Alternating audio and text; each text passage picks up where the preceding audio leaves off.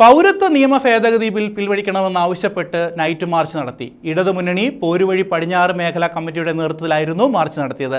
സ്ഥാനാർത്ഥി CA അരുൺകുമാർ ഉൾപ്പെടെ night മാർച്ചിന്റെ ഭാഗമായി.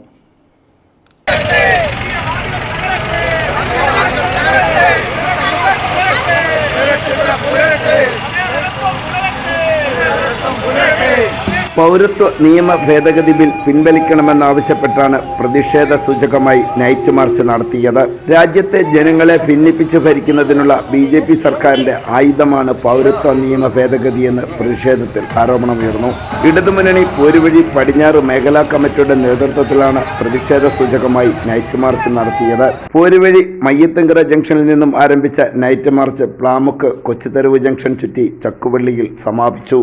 കുന്നത്തൂർ MLA കോവൂർ കുഞ്ഞുമോൻ, മാവേലിക്കര ലോക്സഭാ മണ്ഡലം ഇടതുമുന്നണി സ്ഥാനാർത്ഥി CA Arunkumar, CAPEX chairman M Sivasankarapillai, Kollam ജില്ലാ പഞ്ചായത്ത് ജനപ്രതിനിധി P ശ്യാമളയമ്മ, ശാസ്താംകോട്ട ബ്ലോക്ക് പഞ്ചായത്ത് ജനപ്രതിനിധി S Sheeja, N Prathapan, Priyankumar, അക്കരയിൽ Hussain, B Bineesh, Moolathara Nizam, Muraleedharan Pillai, Sivaprasad, Suraj, P Nishad, Shaiju, രാധാമലനട, ജയാപ്രസന്നൻ തുടങ്ങി ഇടതുമുന്നണി നേതാക്കൾ നേതൃത്വം നൽകി.